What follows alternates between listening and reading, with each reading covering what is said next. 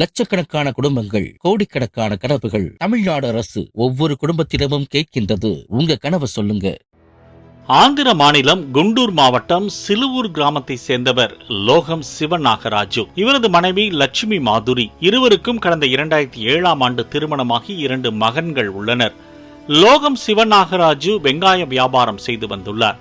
இந்நிலையில் 19ஆம் தேதியன்று அதிகாலை 4 மணி அளவில் லட்சுமி மாதுரி கதறி அழுதுள்ளார். சத்தம் கேட்ட அக்கம் பக்கத்தினர் என்ன ஆனது என பதற்றத்தோடு கேட்க, தனது கணவர் நெஞ்சுவலியால் உயிரிழந்து விட்டதாக தெரிவித்துள்ளார். இதனை கேட்டு அப்பகுதியினர் அதிர்ச்சி அடைந்தனர். பின்னர் நாகராஜுவின் உறவினர்கள், நண்பர்கள் என பலரும் இறுதிச் சடங்கில் பங்கேற்றனர். அப்போது இறந்த நாகராஜுவின் காதில் ரத்தம் இருப்பதை அவரின் நண்பர்கள் கண்டறிந்துள்ளனர். இதனைத் தொடர்ந்து இதை நாகராஜுவின் தந்தைக்கு தெரியப்படுத்தியுள்ளனர். இதனால் சந்தேகமடைந்த நாகராஜுவின் தந்தை இது குறித்து காவல் நிலையத்தில் புகார் அளித்துள்ளார். உடனடியாக வழக்கு பதிவு செய்த போலீசார் சடலத்தை கைப்பற்றி மருத்துவமனைக்கு உடற்கூறாய்விற்கு அனுப்பி வைத்தனர். உடற்கூறாய்வின் அறிக்கையை பார்த்த நாகராஜுவின் குடும்பத்தாருக்கும் போலீசாருக்கும் பெரும் அதிர்ச்சி காத்திருந்தது. காரணம், நாகராஜுவின் மார்பு எலும்புகள் உடைந்திருப்பதும் சுவாசம் தடைப்பட்டதாலேயே அவர் இறந்ததும் தெரிய வந்தது. இதனால் போலீசார் லட்சுமி மாதுரியிடம் விசாரணையை தொடங்கினர். அப்போது லட்சுமி மாதுரியின் போனை சோதனை செய்த போது அவர் இறுதியாக கோபி என்பவரிடம் பேசியதும், அன்று இரவு முழுவதும் மொபைலில் ஆபாச வீடியோக்களை பார்த்ததும் தெரிய வந்தது.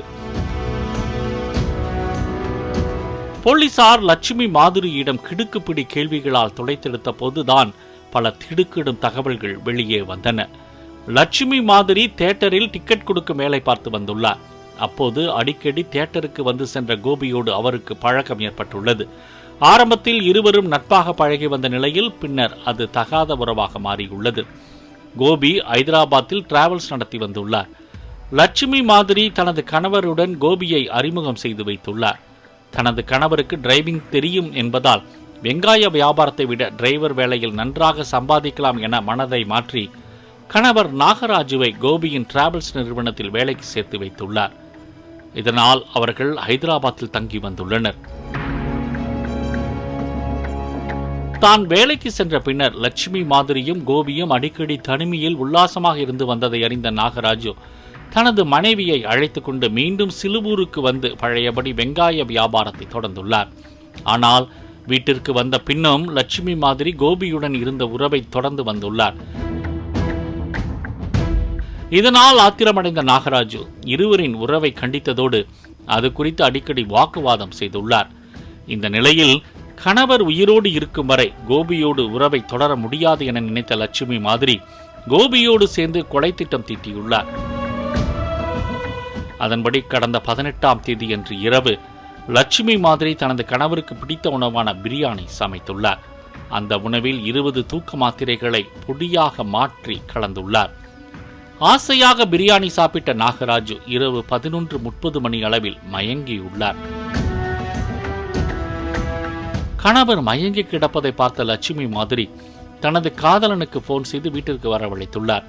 பின்னர் நாகராஜு மயக்கத்தில் இருந்தபோது கோபி நாகராஜுவின் மார்பில் அமர்ந்து கொள்ள லட்சுமி மாதுரி தலையணை எடுத்து கணவரின் முகத்தில் மூச்சு விடாதபடி அழுத்தியதாகவும் இதில் நாகராஜு மூச்சு விட முடியாமல் உயிரிழந்ததாகவும் போலீசார் தெரிவித்தனர். பின்னர் இரவு முழுவதும் லட்சுமி மாதுரி ஆபாச படங்களை பார்த்து அன்றைய இரவை கழித்துள்ளார். அதிகாலை 4 மணி ஆனதும் அழுதபடி கணவர் நெஞ்சுவலியால் உயிரிழந்து விட்டதாக நாடகமாடியதும் போலீசார் விசாரணையில் தெரிய வந்தது. இதனைத் தொடர்ந்து லட்சுமி மாதுரியை போலீசார் கைது செய்தனர். மேலும் லட்சுமி மாதுரியின் காதலன் கோபி தலைமறைவான நிலையில் அவரை போலீசார் தீவிரமாக தேடி வருகின்றனர். பாலிமர் செய்திகளுக்காக திருப்பதி செய்தியாளர் பாலாஜி. லட்சக்கணக்கான குடும்பங்கள், கோடிக்கணக்கான கனவுகள். தமிழ்நாடு அரசு ஒவ்வொரு குடும்பத்திடமும் கேட்கின்றது, உங்க கனவை சொல்லுங்க.